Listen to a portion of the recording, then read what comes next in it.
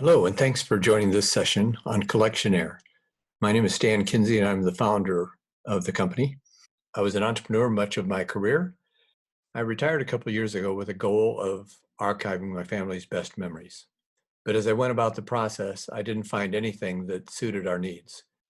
So I hired a team and we started building a very unique web app. Today, I'm going to show you why we created the app and how it works. In the years before we had digital photos, it was actually somewhat expensive to take photos and movies, and so we didn't have as many, and life was somewhat under control. But then in the early 2000s, with the advent of digital cameras, we started taking a lot more of them and found photos in our computers and even on memory cards that were in kitchen drawers, and things became a bit unwieldy.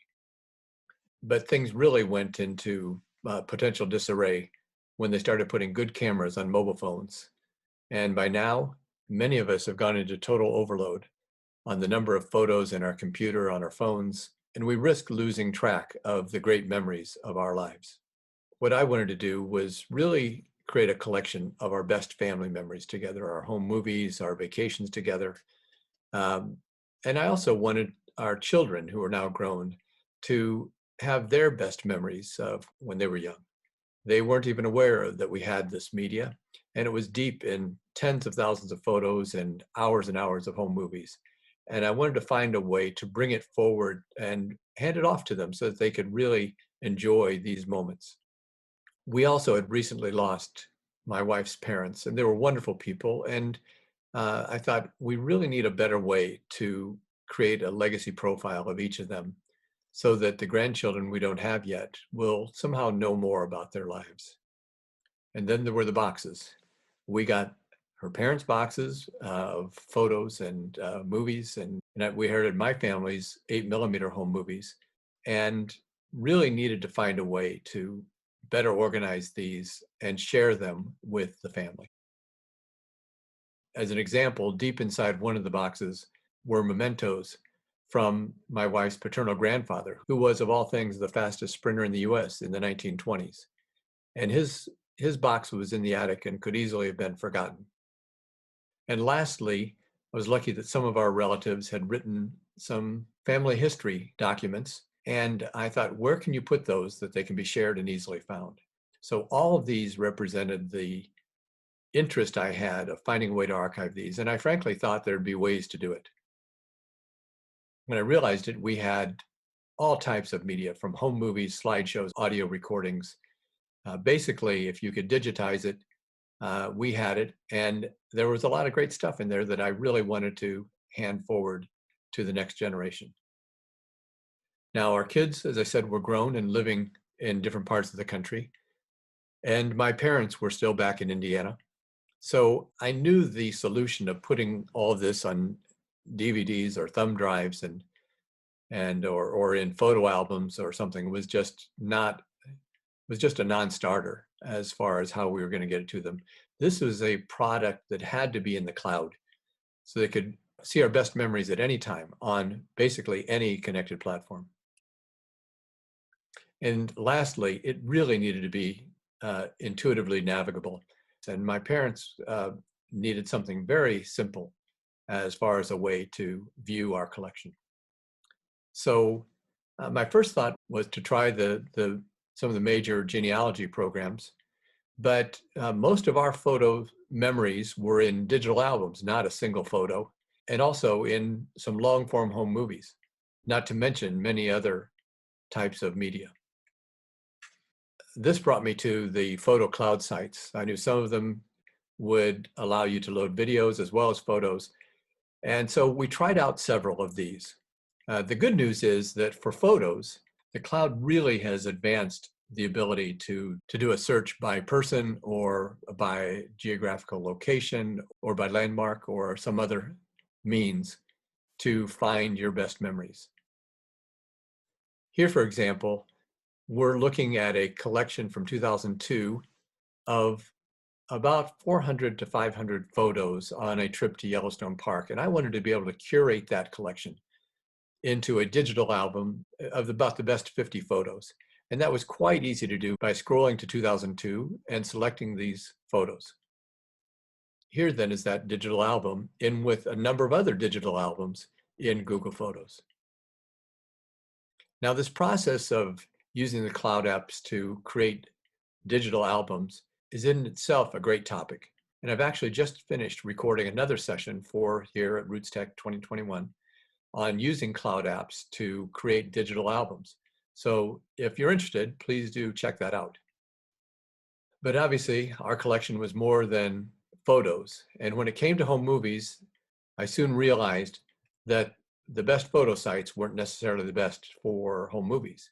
And within the home movie areas, those that would store them, they're not all the same. Some would limit you to 20 minutes. Some would not allow you to stream the movies directly from the cloud, like Netflix. You'd have to pay extra. But there were some that were fantastic for being able to put your home movies in a cloud and view them on any device. And a really great added feature was that we found that YouTube, Google Drive, and Vimeo, all of them allowed you to start a video at a very specific point so that you didn't have to edit the video to be able to go right to an important moment for the family. And then there was everything else, the audio recordings, the blogs, many PDF items, journals, etc., that we were able to digitize and needed a home for them. So that became now a third cloud site. So here's where we were. We had photos in a photo site, home movies on another, and yet a third for PDFs, audio recordings, etc. And although I knew where everything was, there was no way everyone else was going to be able to find the rich memories that were in there. But from that point, it was pretty clear what our solution should look like. We determined essentially that every person had a story to tell and every person had media that was important to them. So what we did was create what we call a collection page for each person in the family. It's like a table of contents of their life where we could store every story, every movie, every digital album, every video clip that was important to them. We also decided that home movies, best family photos, etc., really didn't belong to me or my wife. They belonged to the family. So we created a family collection page that every family would have to store those family items for viewing. And the breakthrough to all of this was when we learned that almost every cloud site out there, from photo sites to video sites, used a concept of a share link. This is fundamental to almost every cloud site's operation, to provide you with a link to specific media within that site. So there's no login protocols, privacy is maintained, and one can view exactly the media that you want your viewer to see. So very simply, our concept became to take the share link from a digital album, for example, such as the Yellowstone trip I mentioned, and index that into a person or family's collection. So we actually are not even storing the media. We are storing links to media that's stored elsewhere. Once on the collection page then, simply clicking any preview image opens a new tab in your browser and takes you to that digital album or video. Now I'm going to move to a live demo so you can have a little bit better view of how this works. There are two main parts to the Collectionaire app. First is the family tree. This is a tree that works just like many of the genealogy programs, but it's really focused more on your more recent ancestors and your immediate family, where you have a lot of media that you want to store. It's free to register a Collectionaire, and when you do, you can view this tutorial, which I'm showing you now. It's really my family, but for the sake of some privacy, some fictitious names, and a much more limited show of media. We have over 500 items in our true family collection. This sample maybe has 100. But you get an idea of what you can do with a collection. It's easy to build your tree, or you can even import a JUDCOM file. And you see here with everyone their individual location on the tree. And beneath each person, you see a number. That represents the number of items that have been indexed in the collection for that person. But there's a second item, and that is a link that goes between every married couple, as you can see here. And that represents the family collection. Because as I said, home movies and family vacations do not belong to just me or my wife. It belongs to our collective family. So that's where those would reside. The way it works is when you click on a person, there's my wife's late mother, it brings up their page, as you can see here. I can collapse this, and the first element of their collection is what we call chapters. Here we see Best of Loretta, her passions and interests through her life, and some items on her heritage. Again, in real life, we have many more chapters on Loretta, and we're adding more with every new tidbit we find that's, we believe, important to her life. If I expand these, you can see what we have, pictures of when she was young, all the way through her later life. So anything we find with Loretta, we can put here. We even have links to her ancestry and family search records in those apps. If we simply click on any preview image, it opens a new tab in our browser. Here are photos of her childhood that are found in Flickr. If we go back to our tab with Collectionaire, we can move down to see other elements. For example, in family search, here's her record and any memories that are listed there. If we look at my family collection, again, this is only the tutorial, and I collapse, you can see the type of chapters that you might add for a family. It starts when my wife and I started dating and our wedding, and moves to our best family photos, our beloved dog, the home where we raised the kids for most of their years, etc. And all of our family movies are indexed here as well. Here would be an example of these. Here, when we click on a preview image, it again opens a tab, in this case to Google Drive, where we have our movies that we can stream just like Netflix. And as you can see, we can add as much description for these as we wish. If we go back to the top and to our tree, here's another example of an account for our oldest daughter. Again, fictitious name, but again, you can see some of the chapters that are part of her collection. So earliest photos on through her best piano recitals, competitive golf, graduation photos, and adventures. And here you even have links to her current Facebook and Instagram accounts. All these are done through share links, which means that it becomes very easy to assemble the best of your memories for each collection. To share your collection then, you simply navigate to guest permissions and invitations to view. You can add an email address and a message and select the viewing privileges, as you can set any linked album in your collection to different levels of privacy. You can also add editing privileges if you wish, so others can help you assemble your memories. There are dozens of other convenient features that really help you move around your collection.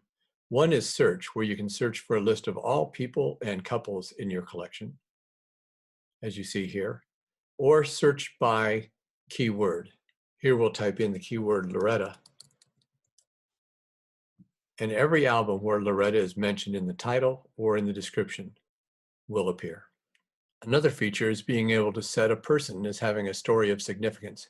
Here you see my wife's grandfather, who was the sprinter we spoke about, and his album count is highlighted in yellow to make sure that future generations don't miss that great story. To move to anyone's tree view, we simply click the triangle in the bottom of their cell. Here you would see, coming over to my side of the tree, up here you see my maternal grandmother, Mildred Bryant. Now this is a real name. As you see, there is a flag up here with an FH, which means family history. If we click on that, it opens up a collection that we've begun on the family history of the Bryant family. Here you can see a write-up that's a printable write-up here on the Bryant family, but we'll add more photos and anecdotal information as we collect it over the years. Now, the question always was, where would we put this family history? And that's why the family history is presented on a flag of oftentimes the most recent heir with that surname. So this enables us to present a multi-generational history of that family. Well, that just about sums up our introduction, and thank you for spending this time with us. Should you be interested, you can register for a free account at www.collectionaire.com and build your tree as large as you wish for free and add up to 20 linked albums at no cost. If you decide you do want to use it for more of your memories, we have this coupon to give you one half off for your first year using this coupon. So if you'd like to use it, please, we hope you will. If you have any questions, you can always reach us through a contact us link on the site, or even write me directly, and I'll work to get back to you as soon as I can.